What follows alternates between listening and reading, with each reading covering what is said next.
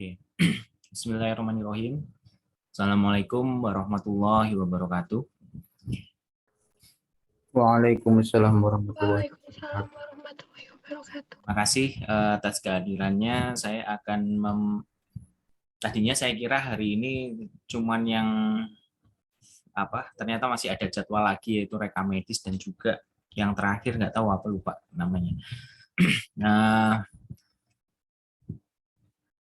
tapi itu ya Pak, untuk modul 2.3 itu ujiannya apakah minggu depan atau 2 minggu lagi ya? Ada yang tahu? Izin menjawab, Dok. Untuk ujiannya minggu lagi, Dok. Oh, 2 minggu lagi, bukan minggu depan ya? Bukan ya? Berarti masih ada waktu 1 minggu kalau ada tugas-tugas. Ya, hari ini saya akan memaparkan materi mengenai rekam medis.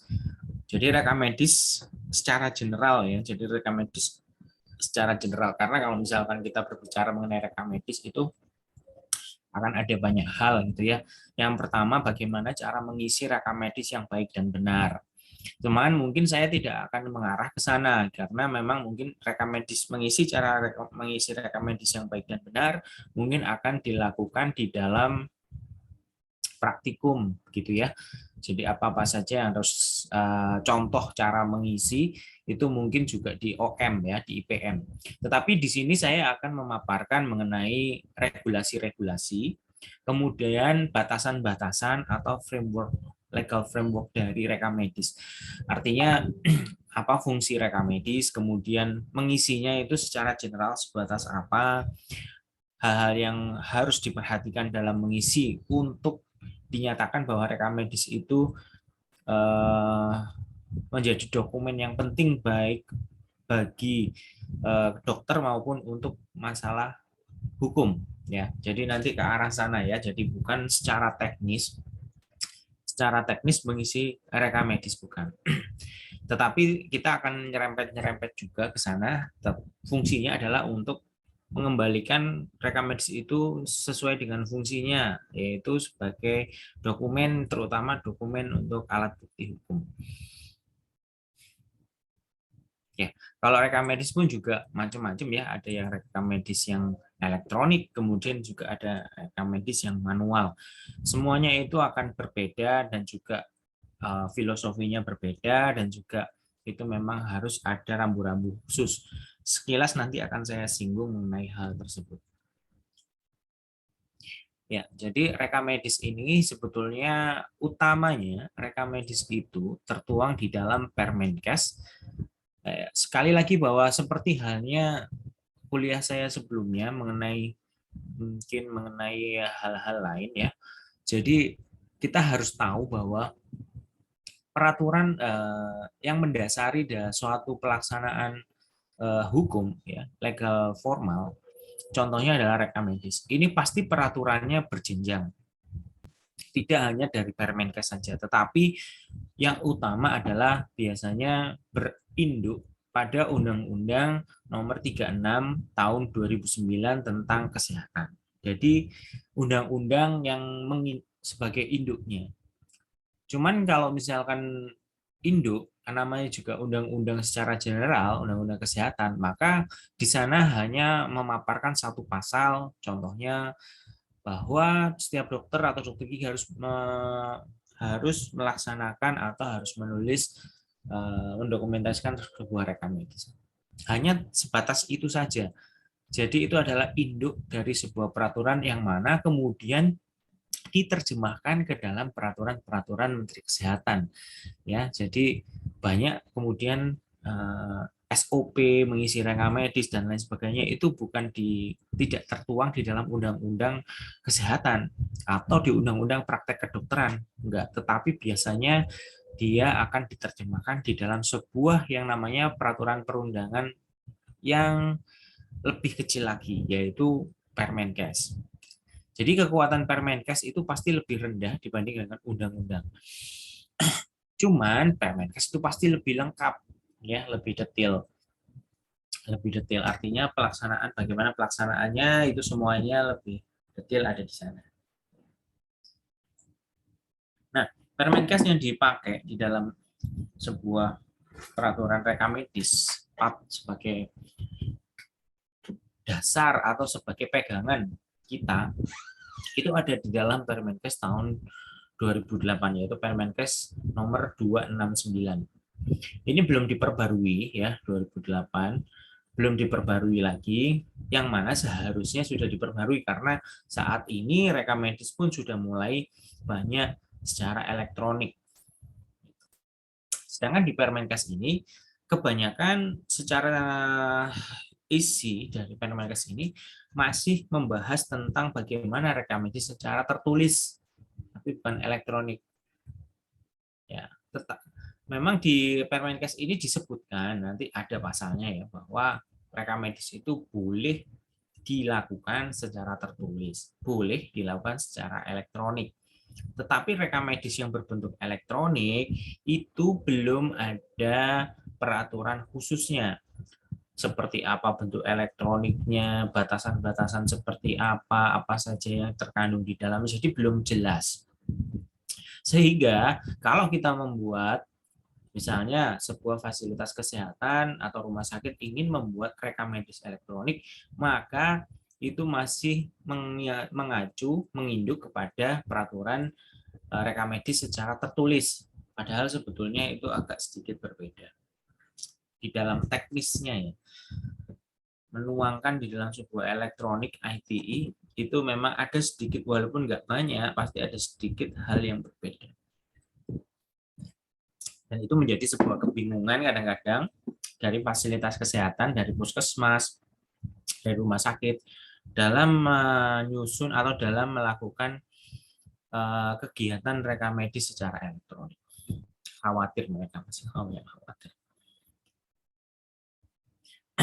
Nah, isi dari rekam medis. Jadi di dalam Permenkes 269 ya, itu di pasal 3 itu sudah disebutkan ya, sudah disebutkan bahwa rekam medis elektronik itu rekam medis secara umum itu ada yang memang cara menulisnya itu substansinya harus meliputi ini semua ya. Kita tahu bahwa di dalam rumah sakit atau di dalam klinik atau di dalam praktek kedokteran itu ada yang namanya rawat jalan. Kemudian lebih tinggi lagi di klinik 24 jam atau di rumah sakit itu ada rawat inap. Ya, tapi kalau untuk praktek swasta, praktek dokter biasa, praktek dokter pribadi nggak ada rawat inap. Terus kemudian di rumah sakit pasti jelas ada yang namanya instalasi gawat darurat. Jadi ada 3 substansi yang mana dari rekam medis ini itu semuanya harus mencakup. Kalau misalnya kita ada di praktek dokter pribadi, maka yang harus dipenuhi adalah isi rekam medis rawat jalan yang ada di tengah ini ya. Ada 1, 2, 3, 9, 10 ya. Kalau rawat inap berarti 10 poin ini ditambah dengan 2 discharge summary dan juga catatan observasi klinis. Kalau dirawat di instalasi gawat darurat ada summary dan juga transport atau rujukan. Gitu. Ya, jadi di sini isi rekam medis yang pertama adalah identitas pasien. Ini identitas pasien sangat harus lengkap, gitu ya. Artinya ketika Anda akan mengetahui sebuah rekam medis yang baik dan benar, kalau Anda memang di sebuah klinik, Anda praktek pribadi, maka identitas pasien ini harus meliputi banyak hal ya, mulai dari nama, alamat, dan lain sebagainya. Nanti akan saya tunjukkan poin-poinnya apa saja yang ada di dalamnya harusnya. Tapi secara general adalah 1 identitas pasien, 2 tanggal dan waktu, 3 adalah anamnesis, 4 adalah pemeriksaan fisik dan pemeriksaan penunjang, kemudian ada diagnosis, ada treatment planning, ada tindakan pengobatan, ada pelayanan lain, ada audiogram, dan juga info konsen. Kemudian di dalam rawat inap ditambah yang tadi ya, catatan observasi klinis, kemudian di IGD adalah transport dan rujukan.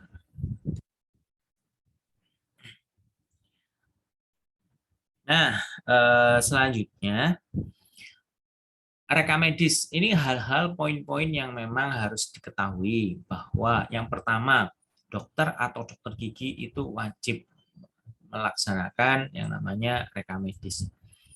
Tidak boleh tidak, ya, karena memang ini adalah kewajiban. Apabila tidak melakukan membuat sebuah rekam medis, maka akan melanggar undang-undang dan sanksinya bisa pidana. Kemudian yang kedua adalah ada nama, ada waktu, ada tanda tangan.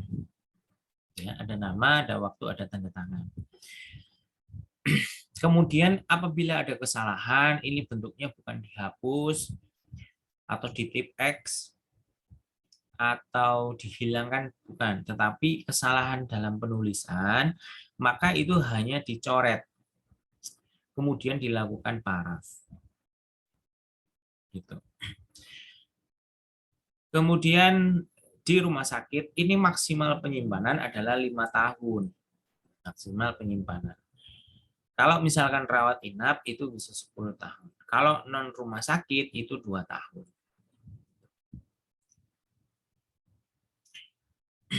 Nah, untuk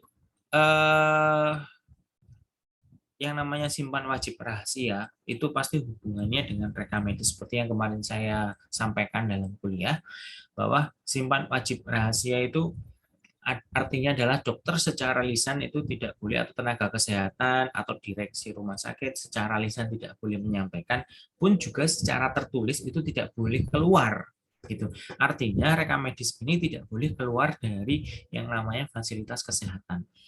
Misalnya, dok, ini saya koas nih, kemudian sudah melakukan tindakan, dan saya butuh tanda tangan dokter supervisor. Dokter supervisornya ada di FKG, sedangkan saya di RSGM. Boleh nggak dari RSGM saya bawa ke FKG? Itu tidak boleh.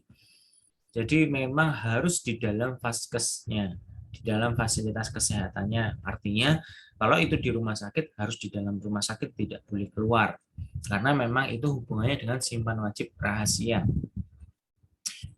Masalah rahasia medis pasien, ya. Dan ini semuanya tadi yang kemarin sudah saya sampaikan, siapa saja yang harus menyimpan rahasia ini. Yang pertama ya memang pasti tenaga kesehatan, tenaga medis, pimpinan, staf, bahkan kasir. Kemudian juga terutama kalau di rekam medis ini adalah petugas rekam medis itu yang bertanggung jawab penuh terhadap berkasnya, ya. Kemudian rekam medis ini artinya bisa dibuka dengan ketentuan yang kemarin sudah saya sampaikan, ada 4 hal, ya. 1 memang atas permintaan pribadi pasien, 2 adalah untuk kepentingan kesehatan pasien sendiri, 4 adalah sesuai dengan peraturan perundang-undangan, yang keempat adalah untuk keperluan penyidikan atau keperluan pengadilan. Nah, sekali lagi bahwa berkas dari rekam medis, berkasnya, dokumennya, yang namanya dokumen atau berkas kertas, dan juga entah itu bentuknya kertas atau bentuknya itu software, itu ada di dalam vaskes. Sedangkan isinya itu milik pasien. Jadi berkasnya harus tetap di sana. Kalau mau pasien mau mendapatkan isinya, boleh nyatet sendiri lah, atau bentuk yang lain gitu, ya. Tapi bukan berbentuk rekam medis.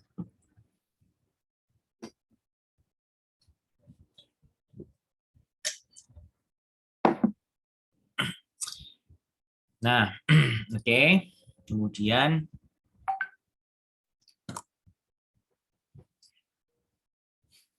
ini untuk cara melepas rekam medis, ya.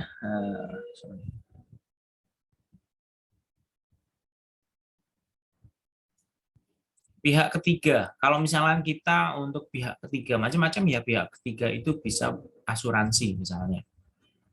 Pihak pertama kan pasien, pihak kedua kita dokter atau vaskes. Pihak ketiga kan pasti entah itu asuransi, entah itu keperluan yang lain, bisa dinas kesehatan dan lain sebagainya. Pihak ketiga tersebut harus mengajukan permohonan secara tertulis. Misalnya kepolisian ingin meminta isi rekam medis, itu kan pihak ketiga. Itu juga harus melakukan atas ada suratnya, surat perintah, entah itu surat perintah penyidikan, entah itu surat perintah pengadilan. Kalau tidak ada itu, kita berhak untuk menolak. Permohonan harus dilampiri izin tertulis dari pasien yang menyatakan tidak keberatan data mediknya diserahkan kepada pihak tersebut. Ini terutama kalau dia adalah pihak ketiganya berupa asuransi. Ya, silakan pasien datang untuk bertanda tangan di sana. Biasanya memang form dari asuransi tersebut sudah ada tanda tangan pasiennya gitu ya. Otomatis selalu apabila saya misalkan di rumah sakit ada setelah melakukan tindakan pasien, dok ini saya keperluan untuk klaim asuransi gitu, boleh dokter mengisi ini. Nah di situ pasti ada tanda tangan dokternya dan juga ada tanda tangan dari pasiennya. Artinya bahwa pasien itu sudah membuat sebuah written consent ini.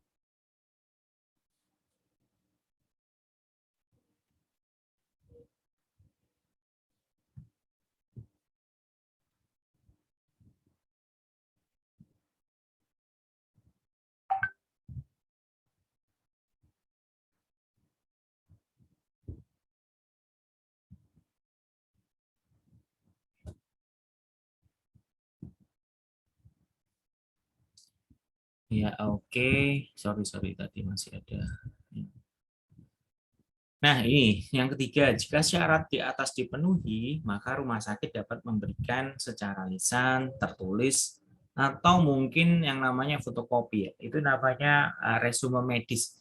Resume medis itu adalah mungkin potongan dari rekam medis yang diperlukan. Biasanya diperlukan cuma diagnosis, biasanya diperlukan adalah ini atau itu. Tidak secara keseluruhan. Gitu.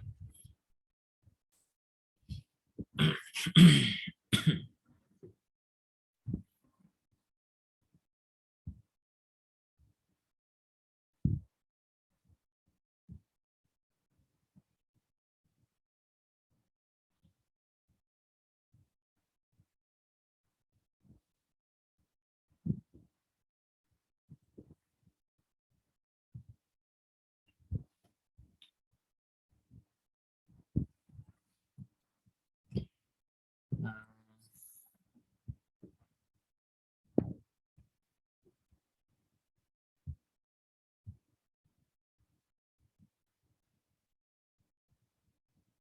ini ya, kemudian rekam medis. Ini tentang inform consent ya, tentang inform consent pelepasan rekam medis ini yang tadi saya sampaikan, medical report untuk insurance company, jadi asuransi ya, perusahaan asuransi. Kalau misalkan kita contohnya ya, pasien atau keluarga pasien atau dari pasien itu meninggal atau keluarga tersebut ya. Nah, ini kan biasanya membutuhkan asuransi atau membutuhkan apa ya namanya surat kematian untuk nanti di mana diurus di kependudukan begitu ya. Jadi kan kita juga dari rumah sakit pasti juga memberikan dibutuhkan apa saja. Biasanya itu adalah berupa resume medis. Nah, itu biasanya kalau dia berbentuknya adalah elektronik, enak tinggal ngeprint saja gitu ya, tinggal ngeprint kemudian ditandatangan. Tetapi kan memang juga ada yang memang berbentuknya masih manual, artinya bisa difotokopi atau mungkin itu ditulis ulang oleh dari staf medisnya. Written request ya, jadi memang ada permohonan secara tertulis dari pasien atau keluarga pasien ini untuk medical report dari healthcare provider atau asuransi. Itu karena memang kita berhubungan dengan pihak ketiga ya. Rekam medis itu kan karena harfiahnya itu tidak boleh keluar gitu ya.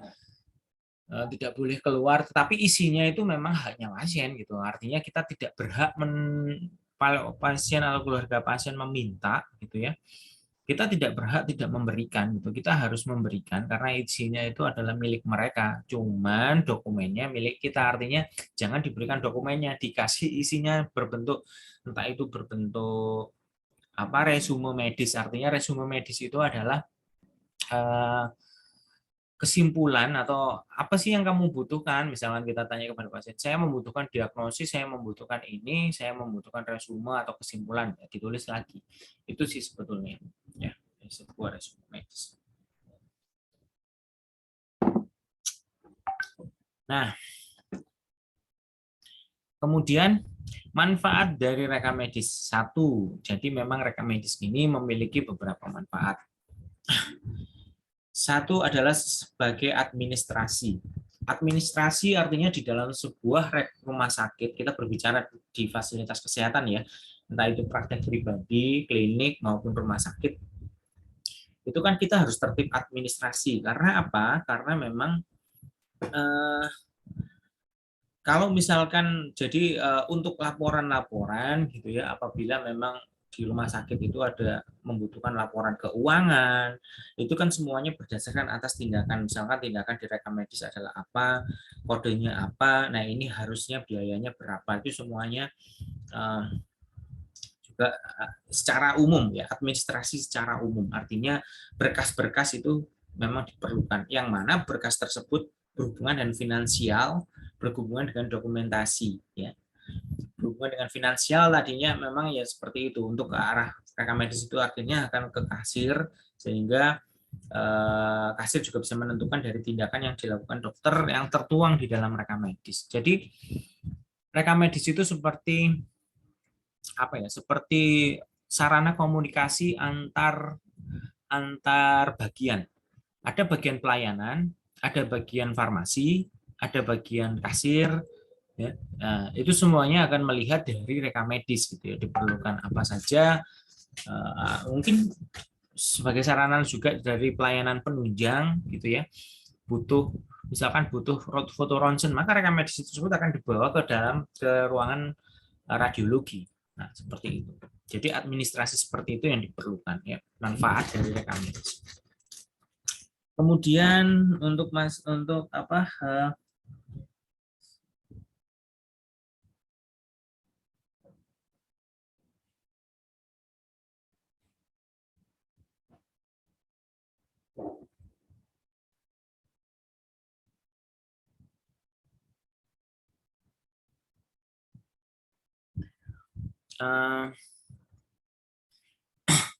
untuk masalah hukum ya, law. Jadi kalau misalkan untuk berbicara mengenai masalah hukum, memang jadi secara undang-undang praktek kedokteran maupun undang-undang pidana itu bahwa rekam medis merupakan salah satu alat bukti hukum yang sah. Jadi memang apabila ada sebuah problem malpraktek lah, kita taruhnya malpraktek, kemudian sengketa antara pasien dan juga vaskes, pasiennya menuntut dari rumah sakit membela diri. Nah, problem-problem seperti itu, maka alat buktinya apa saja? Kalau saksi kan biasanya alat bukti itu meliputi beberapa macam alat bukti ya. Yang pertama adalah pengakuan dari tersangka atau tertuduh. Nah, biasanya pengakuan ini akan sulit diminta gitu ya.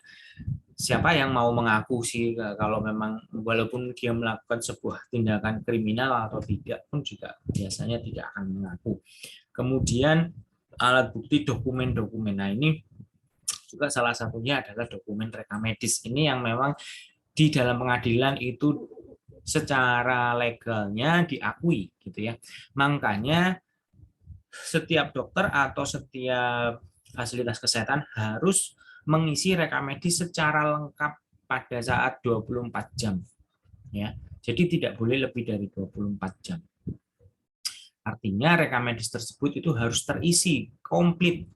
Kalau tidak komplit, itu namanya bukan rekam medis. Nah, apabila itu memang nanti ada masalah di dalam pasien tersebut, Anda sebagai dokternya, Anda tidak mengisi, maka di dalam pengadilan Anda akan kalah karena apa? Rekam medis Anda tidak lengkap.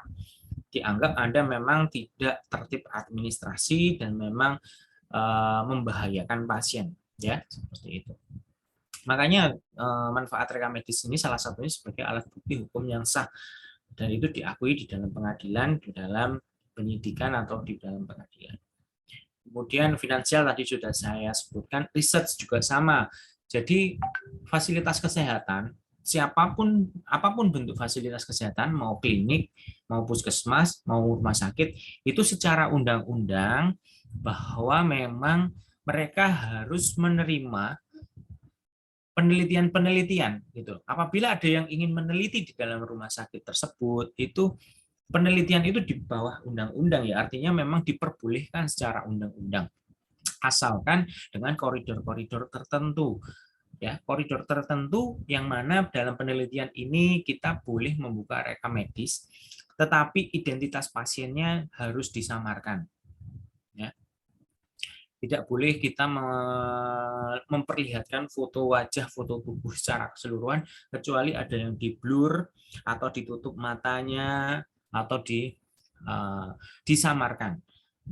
Ya, kita membutuhkan di bagian mulutnya saja ya, sudah di bagian mulutnya saja kita bisa untuk penelitian tersebut, data-data penelitian atau data-data lain yang memang tidak perlukan nama.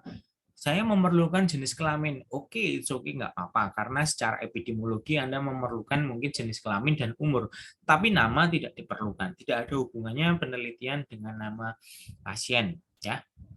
Kecuali Anda meneliti hubungan nama berinisial apa dengan nama depan A terhadap karies baru, tetapi kan tidak pernah ada penelitian seperti itu, ya. Kalau hubungan umur dengan karies, hubungan jenis kelamin dengan karies mungkin secara epidemiologi iya. Dan yang diperlukan saja hanya seperti itu, maka yang diambil hanya sebatas itu. Ya, itu untuk research-nya.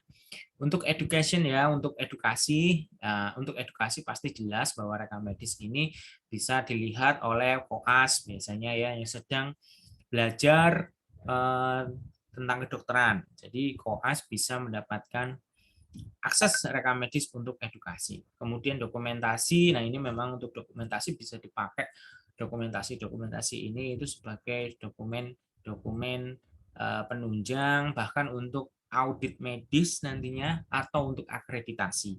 Ya, itu diperlukan rekam medis karena apa? Karena pasti asesor akan menilai rekam medismu lengkap tidak, benar enggak, cara ngisinya dan lain sebagainya itu semua harus terdokumentasi dengan baik.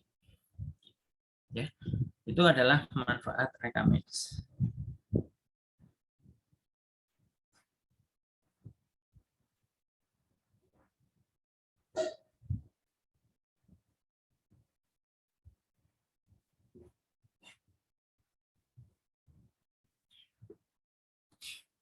Oke. Kemudian yang selanjutnya adalah manfaat rekam medis. Ya, manfaat tadi juga sudah ya. Selain itu, ini penjelasan dari yang tadi ya sebetulnya ya. Jadi pemeliharaan dan pengobatan itu artinya untuk manfaat untuk pasiennya sendiri ya. Manfaat untuk pasien sendiri bahwa memang untuk komunikasi antar poli misalnya ya, poli gigi dengan poli jantung atau mungkin dokter satu dengan dokter yang lain gitu ya. Kemudian sebagai alat bukti sudah saya sampaikan tadi untuk pendidikan, edukasi dan riset tadi juga sudah saya sampaikan.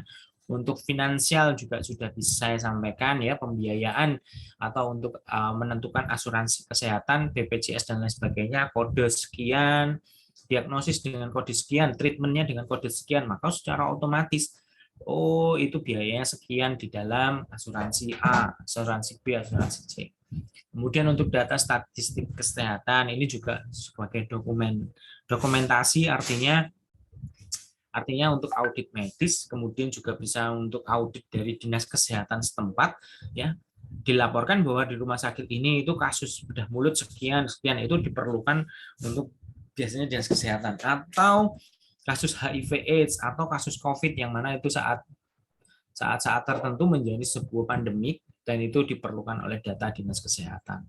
Jadi memang rekam medis harus lengkap agar apa? Data statistiknya itu dari setiap rumah sakit di seluruh Semarang itu bisa disimpulkan dan kemudian bisa dilaporkan di dinas kesehatan sehingga bisa menentukan ini zona merah, zona apa seperti itu. Nah, saya kira cukup untuk presentasi PPT saya. Mungkin saya sedikit akan share mengenai peraturannya langsung. Jadi Anda bisa belajar dari Permenkesnya nanti, Permenkes yang seperti apa, yang kemudian bisa bentar, mana ini ya?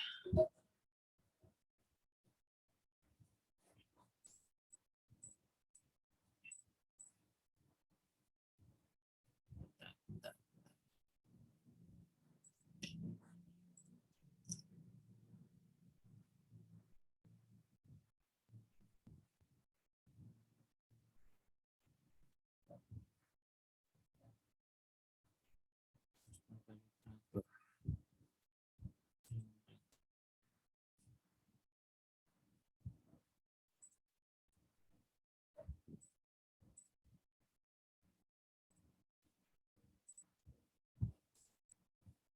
Oke, ini saya tampilkan di dalam layar saya. Ini adalah undang-undang, bukan undang-undang ya. Berarti peraturan Menteri Kesehatan, maksudnya di bawahnya undang-undang. Undang-undang itu nggak pernah ada yang menjelaskan secara detail, nggak ada. Tetapi yang detail itu selalu ada di dalam peraturan Menteri Kesehatan atau keputusan Menteri Kesehatan. Kalau di bidang kesehatan, kalau di bidang lain ya tergantung. Peraturan Menteri apa perdagangan atau peraturan Menteri apa itu semuanya juknis dan cuklaknya, dan petunjuk teknis dan petunjuk pelaksanaannya. Di sini pun juga sama, petunjuk teknis dan petunjuk pelaksanaan dari sebuah rekam medis itu ada di dalam Peraturan Menteri Kesehatan nomor 269 tahun 2008. Saat ini memang belum diperbarui, masih selama dia masih belum diperbarui, mau dia tahun 90-an, mau tahun dia 80-an, kalau belum ada peraturan yang terbaru, maka peraturan tersebut tetap bisa digunakan. Nah, oke, untuk pasal 1 ini seperti biasa, selalu di dalam pasal 1 adalah definisi operasional. Kalau Anda mau melihat definisi-definisi, maka itu selalu ada di dalam pasal 1. Apa yang dimaksud dengan rekam medis? Ya, isinya apa saja. Ini semuanya ada ya. Dokter dan dokter gigi itu siapa? Ya, itu juga sudah ada. Yang dimaksud dengan sarana pelayanan kesehatan itu apa? Batasannya seperti apa, tenaga kesehatan itu apa, pasien itu apa, catatan itu apa, dokumen itu apa. Nah ini dokumen adalah catatan ya. Catatan itu adalah tulisan yang dibuat tentang segala tindakan pada pasien dalam rangka pembelian. Nah, oke. Kita lihat di bab 2, di pasal 2.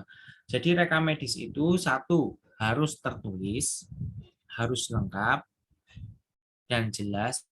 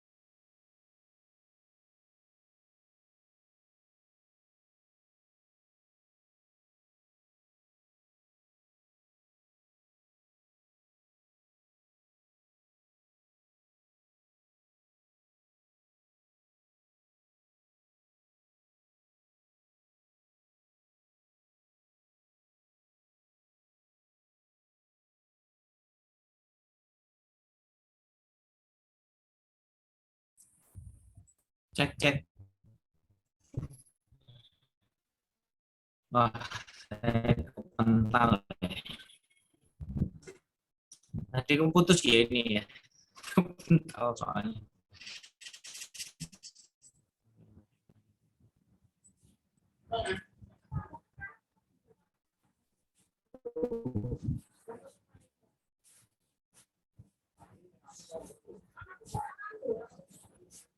Bentar.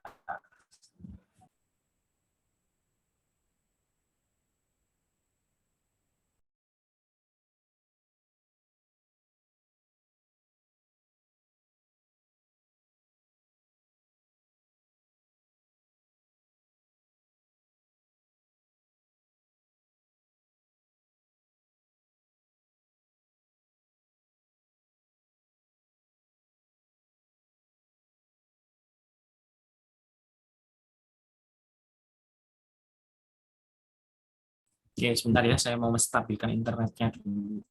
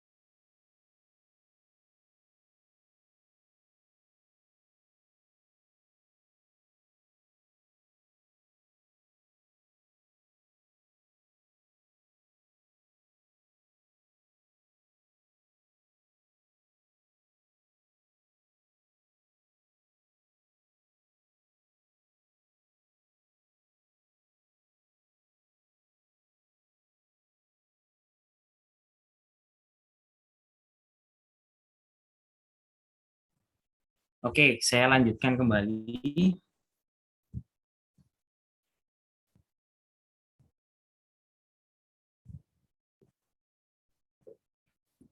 Eh,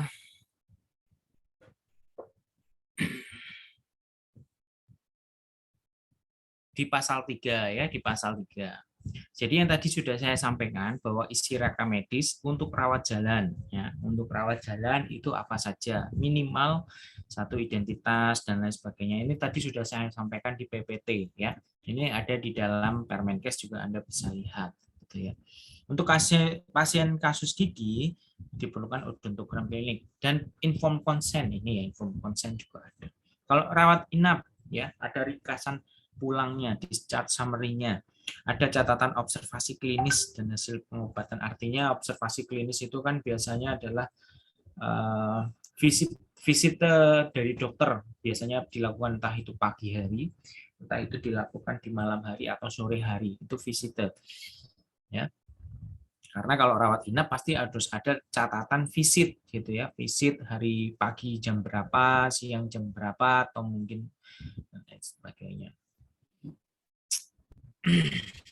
Oke, si rekam medis gawat darurat itu sama, identitas pasien dan lain sebagainya, kondisi saat pasien tiba, identitas pengantar pasien ya, ini juga harus ada ini, ada identitas pengantar pasien, siapapun yang mengantar, entah orang dikenal atau tidak dikenal, boleh bisa harus ada identitas pengantar pasien. Terus kemudian pengobatan, nah agak sedikit berbeda ya, karena kalau misalkan yang untuk rawat inap tidak ada identitas dari pengantar pasien gitu ya, kalau di sini ada. Kemudian kondisi saat pasien tiba itu juga ada di dalam rawat IGD, kalau di rawat jalan atau di rawat inap tidak ada gitu ya. Jadi agak sedikit berbeda. Sarana transportasi ini juga ada di IGD yang akan dipindahkan ya. Ringkasan kondisi pasien sebelum meninggalkan pelayanan unit gawat ya, dari IGD mau pasien sebelum meninggalkan unit gawat darurat. Karena itu unit yang berbeda walaupun di dalam satu rumah sakit.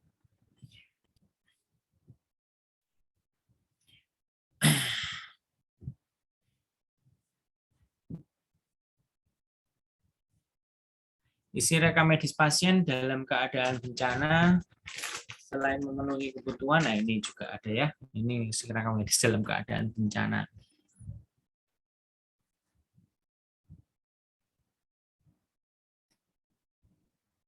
Pelayanan diberikan dalam ambulan, ringkasan pulang, harus dibuat oleh dokter-dokter gigi yang melakukan perawatan pasien. Identitas pasien. Ya, ini ringkasan-ringkasan pulang ya. Ringkasan pulang sekurang-kurangnya memuat identitas pasien, diagnosis masuk, indikasi pasien dirawat, ringkasan hasil pemeriksaan fisik penunjang, nama dan lain sebagainya. Dalam menjalankan praktik kedokteran wajib membuat rekam medis ya. Nah, ini tata cara penyelenggaraannya ya. Saya kira sih Anda sudah bisa untuk membaca atau mempelajari ini nantinya. Yang penting saya sudah tampilkan ya sehingga nanti Anda kebayang untuk membacanya gitu ya.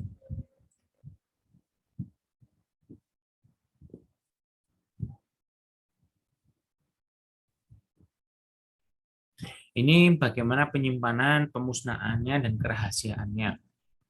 Tadi juga sudah saya sampaikan ya, 5 tahun untuk di dalam rumah sakit, kemudian kalau untuk rawat jalan ya berapa tahun dan lain sebagainya sudah ada. Sarana pelayanan kesehatan non rumah sakit hanya 2 tahun gitu ya.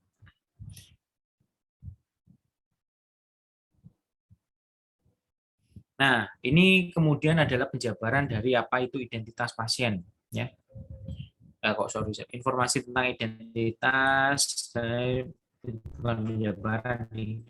Ini kapan boleh dibuka ya, kapan boleh buka. Saya kira sudah tertuang entah itu di dalam simpan wajib rahasia, terus kemudian juga di Undang-Undang Praktek Kedokteran, bahkan juga peraturan tentang Permenkes tentang simpan wajib rahasia kedokteran, bahkan di Permenkes tentang rekam medis juga sudah ada bahwa ini kapan boleh dibuka dan kapan tidak boleh dibuka.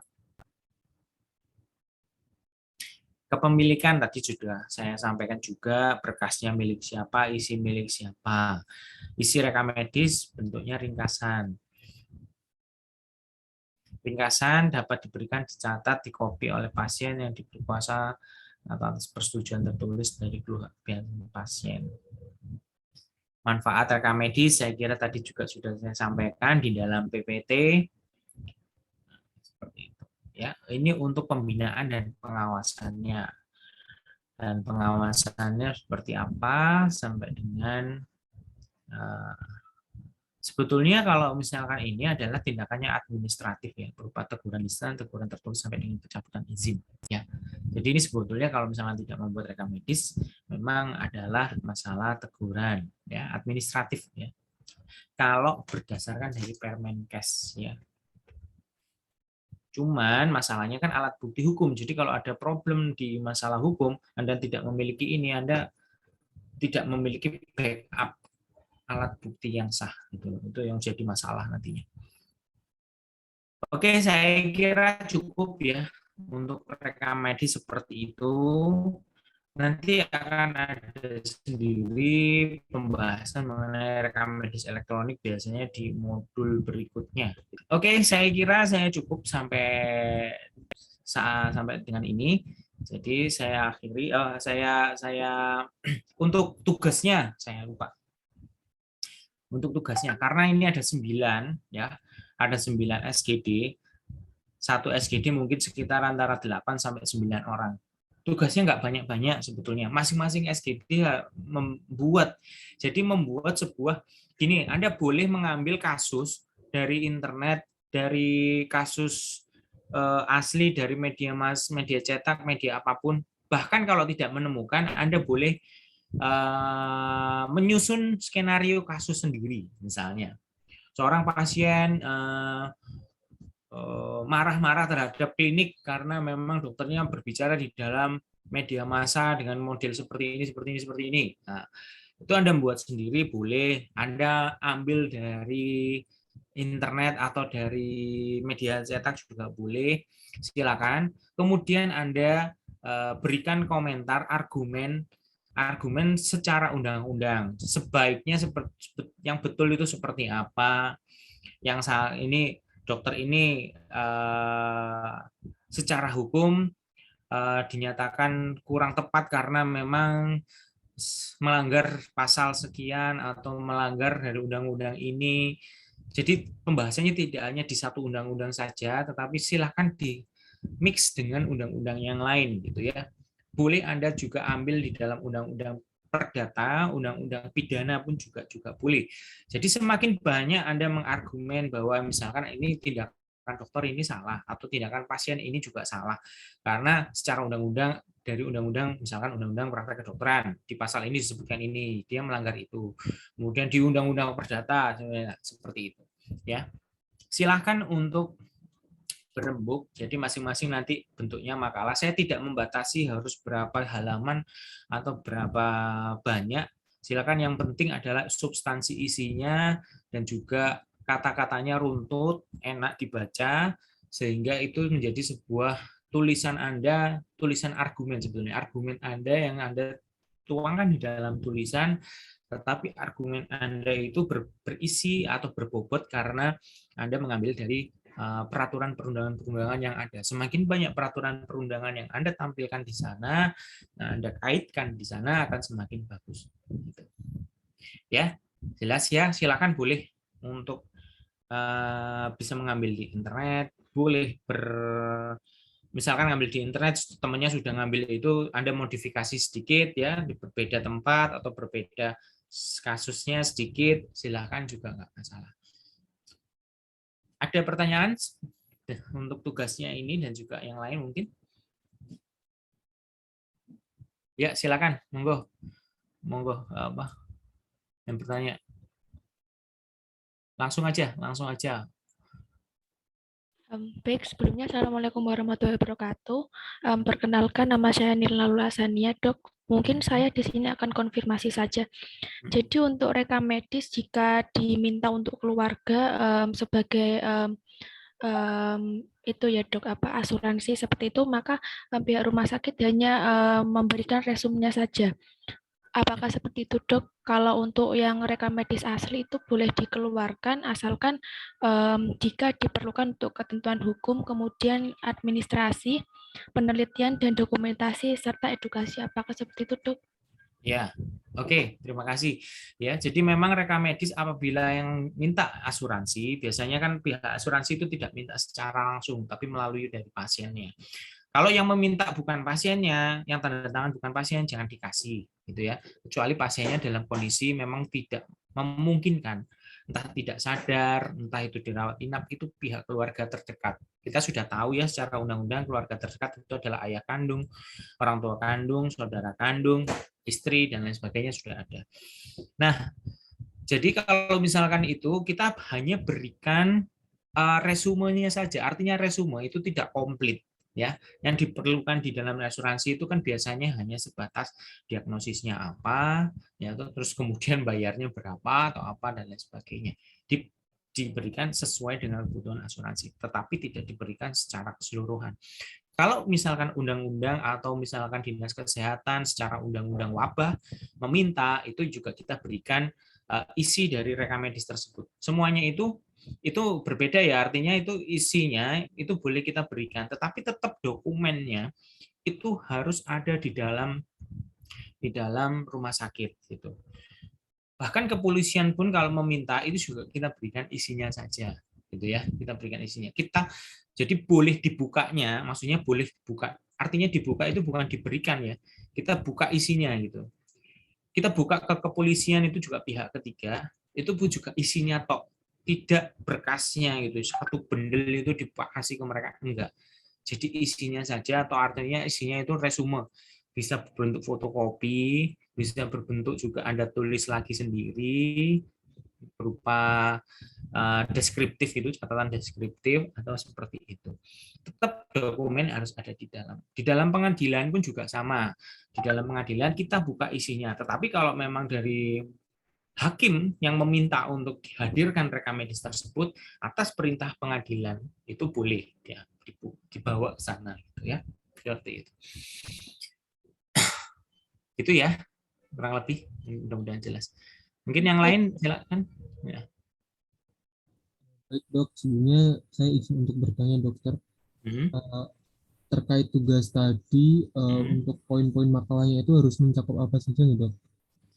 Oke, untuk poin-poinnya sebetulnya kalau makalah itu satu, itu adalah sebuah argumentasi Anda gitu ya.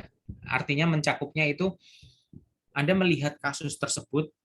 Biasanya kan di debat ya, ada perdebatan di dalam. Kalau misalnya masalah hukum itu suatu perdebatan. Benar atau salah gitu. Yang mana yang salah, mana yang benar gitu ya. Secara undang-undang, kita nggak pernah tahu secara moral gitu ya. Tapi kita melihat dari kacamata peraturan perundangan, berdasarkan peraturan perundangan, etika mungkin ya. Etika, disiplin, sampai peraturan perundang-undangan.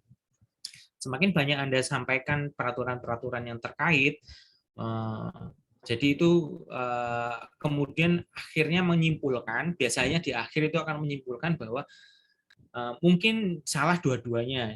Ya, misalnya nih, pasiennya salah karena tidak memberikan informasi yang jelas, misalnya karena secara undang-undang kewajiban pasien adalah sesuai dengan undang-undang, misalkan undang-undang kedokteran tahun 2009 tahun 2004 pasal sekian menyebutkan bahwa ini, dan pasien tidak menyebutkan tidak memberikan keterangan secara jelas. Nah, misalnya contohnya kayak gitu. Jadi tidak ada batasan, silakan, itu bebas. Itu argumen Anda secara bebas. Intinya adalah menyimpulkan bahwa nanti di akhir adalah menyimpulkan bahwa oh ini salah dua-duanya, tapi salahnya ada di mana dan ada di mana. Oh ini yang salah adalah dokternya atau fasilitas kesehatannya karena seperti ini. Oh ini yang salah seperti itu. Mungkin begitu saja ya. Jadi dibuat simpel, ini belajar untuk menganalisa. Jadi menganalisa suatu, kan sering ya biasanya ada berita apa, kadang orang berkomentar di dalam media sosial itu tanpa dasar. Nah ini Anda belajar untuk dengan dasar ya. Jadi belajar untuk mencari di undang-undang sehingga semakin banyak peraturan perundangan Anda tampilkan, itu akan semakin kuat komentar Anda itu bernilai atau berbobot. Ya, artinya tidak hanya sok tahu, misalkan orang ngomong oh itu salah gini, tapi kan nggak berdasar. Nah ini belajar untuk ada dasarnya seperti itu. Oke, mungkin seperti itu saja ya yang bisa mungkin saya sampaikan. Ada lagi? Kalau tidak ada yang bertanya, saya cukupkan sampai di sini. Oh iya, silakan. Oh, siapa ini? Oh iya ya. Oh masih silakan. Izin bertanya kembali dok, untuk deadline dari tugas ini sendiri kapan dok?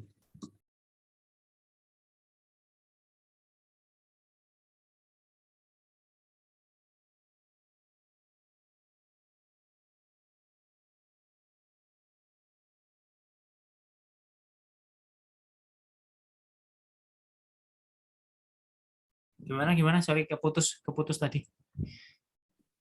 Izin dok, untuk deadline dari tugas ini sampai kapan? Oh, deadline-nya sampai dengan Anda ujian, gitu aja ya. Misalnya minggu depan ujian, ya udah 1 hari sebelum ujian silakan untuk dikirim. Nanti dikirimnya ke email saja, ke WA saya aja ya, ke WA saya aja, gitu ya, ke WA saya aja. Oke, cukup. Ada lagi? Sudah cukup. Oke, kalau sudah cukup, maka saya akhiri pertemuan pada pagi hari ini. Wabillahi taufiq wal hidayah. Wassalamualaikum warahmatullahi wabarakatuh.